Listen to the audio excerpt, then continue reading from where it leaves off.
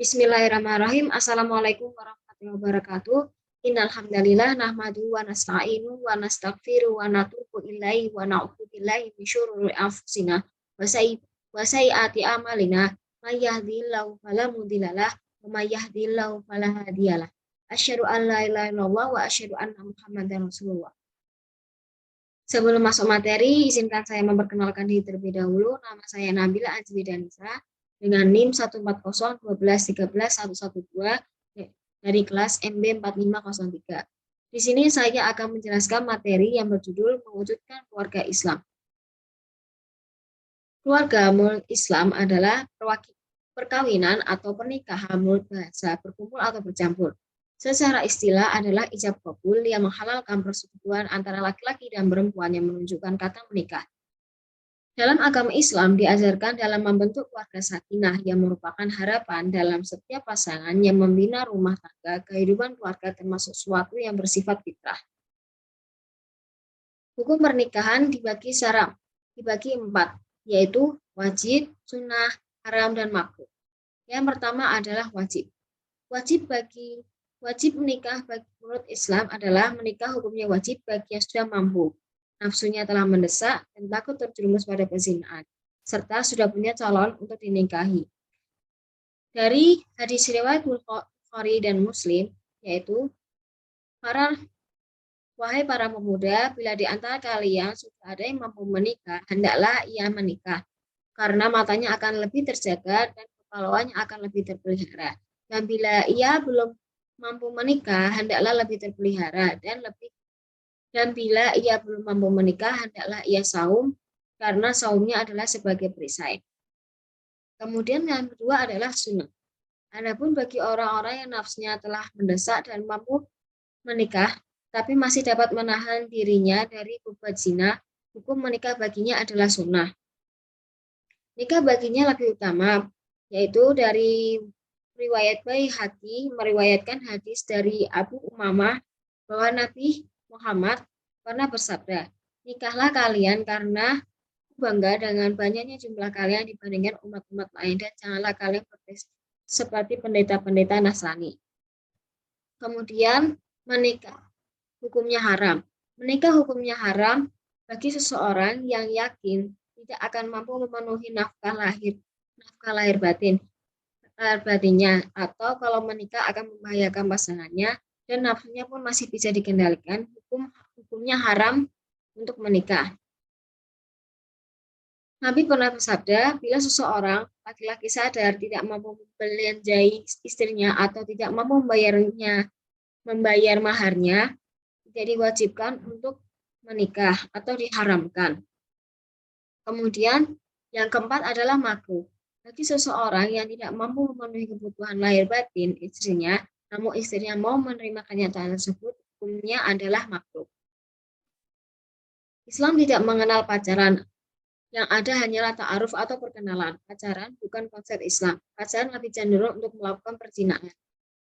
Melihat calon istri hukumnya adalah sunnah. Pendapat ulama yang boleh dilihat dari seorang wanita adalah wajah dan kedua telapak tangan, yaitu keduanya bukan aurat. Melihat kecantikan dan juga akhlaknya melalui teman, saudara, atau orang ketiga. Tujuan pernikahan. Tujuan Islam dalam pernikahan adalah terbentuknya keluarga sakinah, mawaddah, warahmah. Sakinah adalah kondisi pernikahan dan berkeluarga yang tentram, damai, sejahtera, lahir dan batin atas dasar kasih sayang. Yang pertama, tujuan dari pernikahan yaitu memperbanyak keturunan dan membahagiakan. Kemudian yang kedua adalah menjaga kesucian jiwa dan mendekatkan diri kepada Allah. Kemudian yang ketiga adalah membentuk generasi muslim, dan yang keempat adalah melanjutkan keturunan umat manusia. Yang harus diperhatikan dalam pernikahan yaitu memilih calon pasangan. Kedua adalah khitbah atau meminang, menyampaikan maksud dari tujuan mau menikah dari laki-laki kepada perempuan, langsung atau melalui perantara yang dapat dipercaya. Kemudian yang ketiga adalah pelaksanaan atau proses pernikahan yang syah menurut Islam. Walimatul urus. Dalam Islam menganjurkan untuk memaklumkan atau mengumumkan pernikahan dengan mengumpul rebana dan nyanyian yang sehat dan jauh dari kerusakan akhlak atau nasyid Islami. Memukul rebana di sini tidak selalu diartikan dengan irama qasidah yang kita kenal sekarang di Indonesia, tetapi dalam arti yang lebih luas, yakni nyanyian yang tidak mengandung maksiat atau bersifat hura-hura. Kemudian ada walimah. Dianjurkan kepada pihak yang menyelenggarakan perkawinan untuk mengadakan walimah berapapun dan seadanya, sesuai pada pesan Rasulullah Shallallahu Alaihi Wasallam. Adakah kalimat walimah meskipun hanya dengan seekor kambing? Ini bukan berarti penyelenggaraan walimah harus dengan daging kambing atau menghidangkan makanan tanpa daging pun tidak masalah dan diperbolehkan sesuai dengan kemampuan pihak yang bersangkutan. Maka bila hari pelaksanaan perkawinan kesiapan untuk walimahan belum ada, kita boleh menundanya pada hari berikutnya atau pada hari ketujuhnya. Kewajiban yang dilakukan pada keluarga, yaitu kewajiban orang tua kepada anak, yaitu pertama adalah mencukupi kebutuhan anak seperti makan, pakaian, tempat tidur. Kemudian yang kedua ada menjaga anak dan keselamatan anak. Kemudian yang ketiga adalah mendidik anak, selalu berdoa untuk anak dan menikahkan jika sudah dewasa.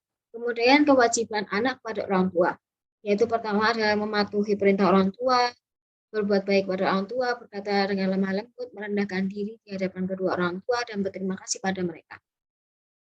Kemudian yang ketiga adalah kewajiban suami kepada istri.